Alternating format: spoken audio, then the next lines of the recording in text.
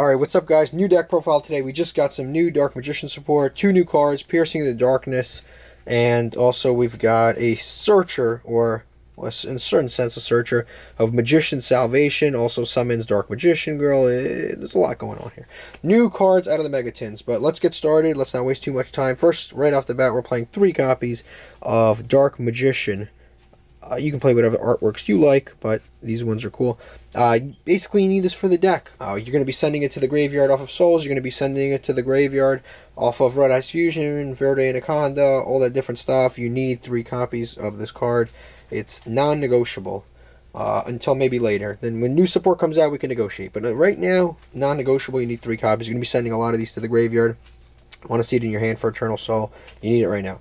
Next, we play 1 copy of Red Eyes Black Dragon. Again, you just need this for the Red Eyes Fusion. If it's very good, you can always play some kind of a Dragon Engine, and then you don't have to worry about. You can play a Dragon Engine, and then you don't have to worry about playing a Red Eyes. But honestly, it's just easier to summon Verde Anaconda and get a free Dragoon out there very easily, and then you can always get more Dragoons later with various cards that we play. Then we play 3 copies of Magician's Rod. This card's one of the most important searchers in the deck. On normal summon, it searches a spell trap card, lists Dark Magician in its text. Incredibly important. And then on top of that, it also has an effect where during your opponent's turn, if a spell trap card is activated, you can tribute a spellcaster and get this back to your hand. Very, very important stuff. Because you can tribute Dark Magicians that you summon for free off of Eternal Soul, so you don't lose anything, and then you can get this card back. Next turn, normal summon, search another card.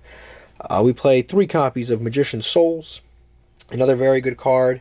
It sends a Dark Magician, which is like a level 6 or higher spellcaster, from your deck to the graveyard for cost, and then you can special summon this card, or you can special summon that monster from your graveyard. Either effect, again, is very good, because you can basically summon a free Dark Magician or Dark Magician Girl from your graveyard, from your deck, or you can just send and then special summon. Also has another amazing effect where you can send spawn trap face up. You can send spawn trap cards on the field or from your hand to the graveyard and draw cards equal to the amount you send. The max you can send is 2. So you can send 1 to 2, but it's actually very good with the field spell because if you have, like, for example, an extra copy of Eternal Souls, what you can do is, if you have like an extra copy of Eternal Souls, you can activate the field spell, set a Eternal Souls, and then activate this effect, get rid of the field spell and the Eternal Souls, and basically you get to draw 2 free cards. Very, very good with the field spell. Then we play 2 copies of Apprentice Illusion Magician. You can bump this to 3 if you feel comfortable with that. But generally, I think 2 is enough. We don't need to get Dark Magician that often to our hand. We play 1 copy of Dark Magician Girl. I bring her back, I kick her out. It's like it never ends with her. Unfortunately, Konami just continuously wants to create support around Dark Magician Girl, so you're kind of forced to play her. So I give her a chance, and then I end up cutting her from the deck. But she is unfortunately a bit bricky. But yeah, she's very good with the field spell, because if you summon Dark Magician, you can summon her from the graveyard for free, and basically it's like a free Dragoon right there, because you can link away the Dark Magician into a Link 1. You can link away the Dark Magician into a Link 1, the Imduct, which is a dragon, and then you can link both of them away into Predaplant Verde Anaconda, and you can basically special summon a Dark. You can special summon a Dragoon or a Dark Magician the Dragon Knight for free, because you can either use the Red Eyes Fusion or you can use the Magical Eyes Fusion. But it's a cool little combo that you can do with the Dark Magician and the Dark Magician Girl. You basically get a free Dragoon or Dark Magician the Dragon Knight. So she is very good with the field spell, but like she can cause some bricky hands, let's be honest. Next we play 3 copies of Ash, best hand trap of all time. Just hits every single deck in some meaningful way. We play 3 copies of the new card, Magician Salvation. Again, this is the new field spell. Basically, what it does is it sets a Eternal Soul directly from deck. Can't be Ash because it's setting directly from the deck.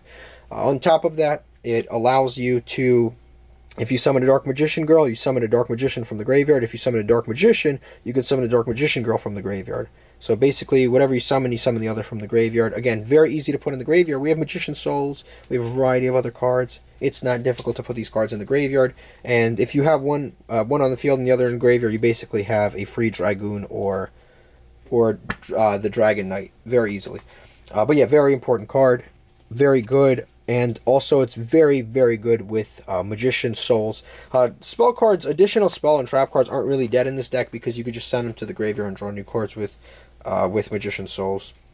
Next, we've got Soul Servant, one of the most important draw cards in the deck. This is the reason you don't want to play stuff like Pot of Extravagance or Pot of Prosperity, because you actually do very, very commonly draw anyway.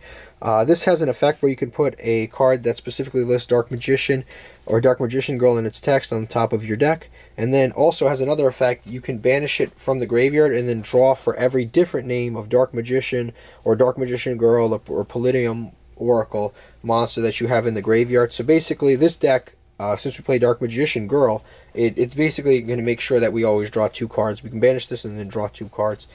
Again, very good. It's a Pot of Greed, and you get to pick what goes on top of the deck. It's really good. One of the better cards in one of the better somewhat new release cards. 3 Dark Magical Circle, still a very important card. You look at the top 3 cards of your deck, add a Dark Magician or a Spell Trap card that specifically lists Dark Magician to your hand, and then has a second effect where if you summon a Dark Magician, you can banish a card, target and banish a card your opponent controls. Again, very easy to do with Eternal Soul, which is so easy to get to in any opening hand. We play 2 copies of the new card Piercing the Darkness. This is a card that is very good with Eternal Soul. Basically what this does is when you summon a normal monster that is not a token, you can draw a card. That effect is a hard once per turn. But the beneficial thing about this effect is that since you're playing Eternal Soul, you're going to be summoning normal monsters on your turn and additionally on your opponent's turn. You're constantly going to be summoning normal monsters.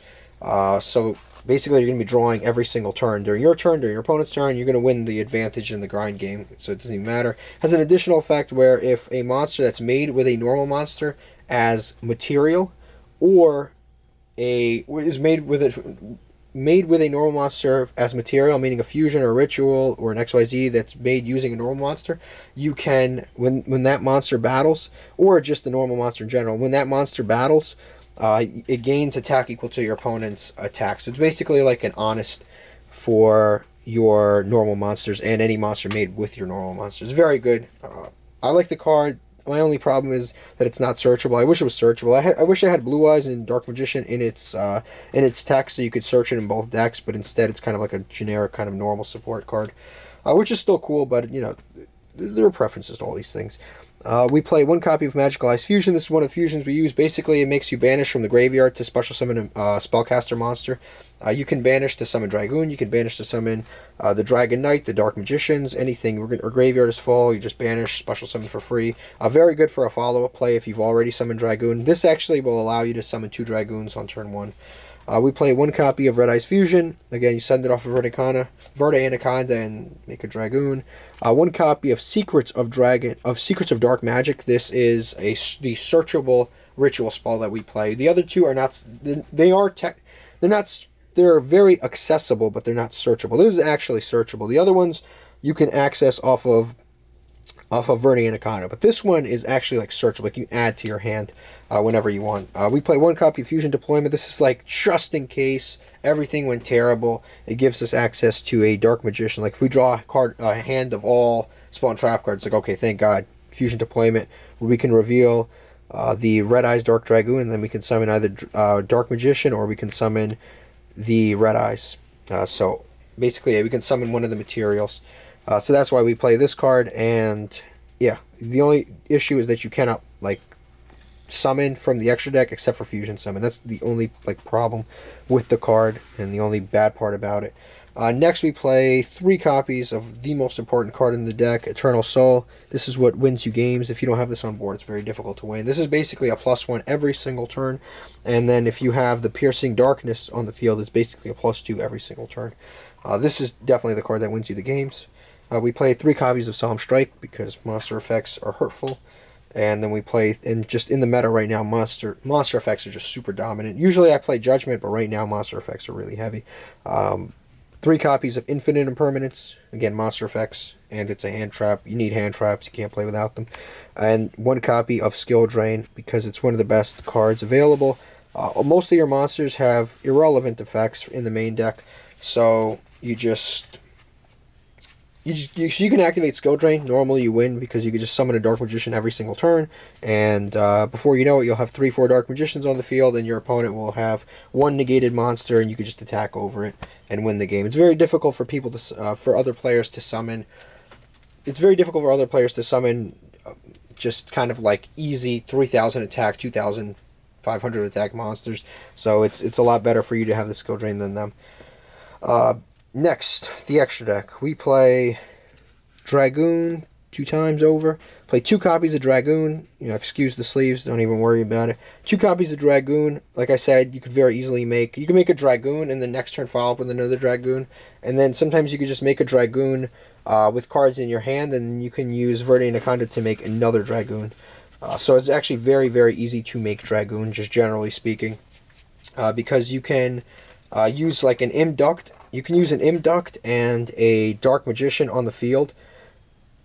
Use an Imduct and a Dark Magician on the field to special summon your first Dragoon using the searchable fusion spell. And then you can make a second Dragoon by using the Predaplan Verde Anaconda, and you can send like Magical Ice Fusion and make a second Dragoon. It's actually pretty common that you can make 2 Dragoons or a Dragoon and a Dark Magician and Dragon Knight. This is the Dark Magician and Dragon Knight. Obviously very important. It gives you protection, protects your Eternal Souls. Just a good card. Dark Magician's another extra deck staple. This you can make from the Dark Magician and Dark Magician Girl, and it has cool effects when you draw. I mean, it has cool effects when a spell trap card is activated. You get to draw, cool stuff. This card's really good. Quintet Magician is another good card. This is kind of like you go for this.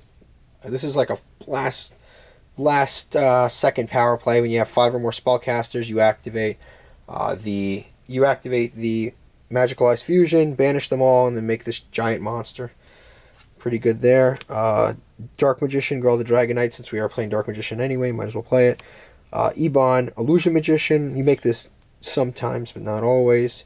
We do play 2 Predaplan Verde Anacondas. Like I said, sometimes over the course of several games, you will go into multiple, because the first Dark Dragoon you'll make is with Red Ice Fusion. The second Dragoon you'll make is with Magical Ice Fusion, with using the first materials that you sent. Then we play 1 copy of Link Haribo for the Magician's Soul. Sometimes you just use its effects, then link it away and give yourself battle protection. 1 Nightmare Phoenix, 1 Cross Sheep, because we do fusion summon quite often. 1 copy of Imduct. This card's really good because the only materials that you need are 1 normal monster.